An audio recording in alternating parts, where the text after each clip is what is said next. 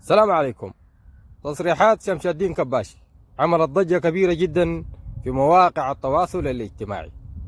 من هو شمس الدين كباشي وما وظيفته في القوات المسلحة؟ عايزين تعرفوا ذلك؟ شاهدوا الفيديو للنهاية، هنديكم كل التفاصيل وكل المعلومات. كباشي هو مجرد ضابط في القوات المسلحة وليس له أي منصب إداري في القوات المسلحة، لأنه إدارة القوات المسلحة يا جماعة بتتمثل في رئاسة الأركان المشتركة ووزارة الدفاع. فكباشي مجرد عضو في المجلس السيادي. يعني مثال، الليلة ده لو تم حل المجلس السيادي كباشي حيرجع ضابط عادي، ما حيكون في إدارة القوات المسلحة، ما حيكون الآمر ولا حيكون الناهي، بل كباشي حيرجع لأسياده ويسبقوا خلفي دور ويمين دور وامشي اعمل كده وامشي اصلح كده. دي الحاجة الحقيقية الناس ما عارفينها. عشان كده يا كباشي ما تدخل نفسك في حتات ما حتاتك، وما تحشر نفسك في حاجات بتصنع كراهية واللي بيدفع ثمنها أهلي وأهلك في دارفور وفي كردفان. فيا كباشي انتبه، التصريحات دي مفروض يقوم بها برهان، لأنه هو قائد كل الميليشيات الموجودة في السودان. وإذا برهان جبان وخايف مفروض التصريحات دي يقوم بها رئيس هيئة الأركان المشتركة، لأنه هو القائد الفعلي للميليشيات في السودان.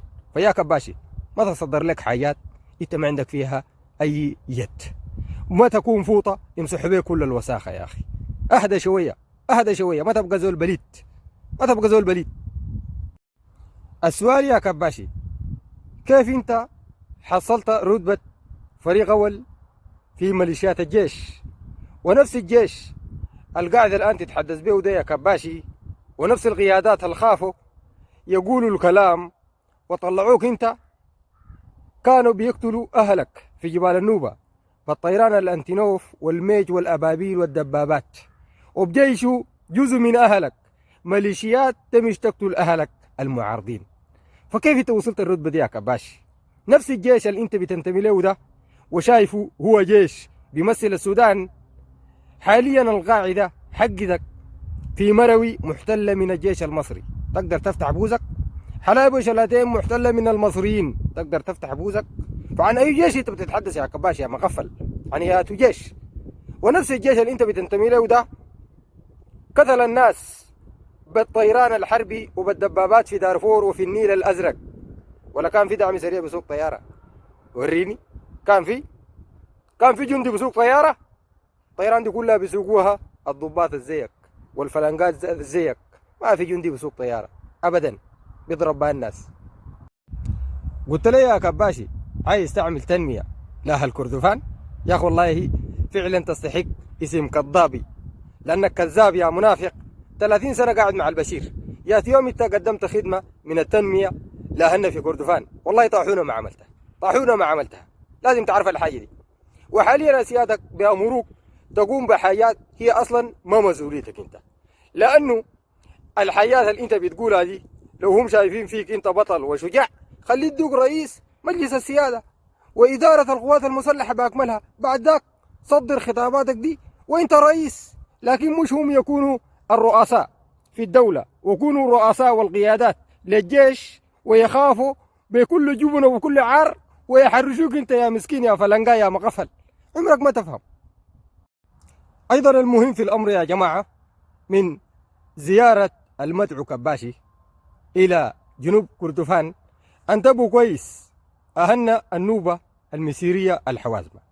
كباشي أسياده أمره بتجيشكم وطلبوا منه يكون ميليشيات من المسيرية والنوبة والحوازمة يضيفوهم لميليشيات النخبة السياسية الجبناء بتاع بواكس اللبن ديلك وبتاعين الصوارمي، لأنهم كونوا ميليشياتهم دي وما لقوا رجال يركبوا في البواكسي حقة اللبن، فقالوا نرسل كباشي ويجيش لنا الرجال الأبطال ساهموا في تحرير البلد من الاستعمار، أبناء المسيرية والنوبة والحوازمة.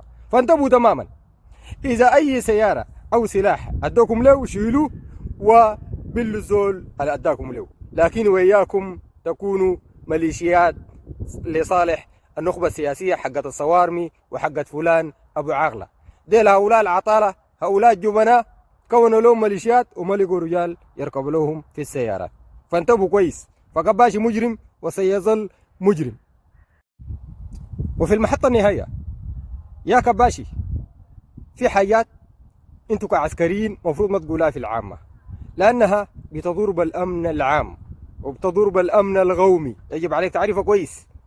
إذا دارين تعملوا دعم سريع للحركات المسلحة، أمشوا ناقشوها بيناتكم كسياسيين في المجلس السيادي، وبعدها ارفعوها لرئاسة هيئة الأركان المشتركة ووزارة الدفاع.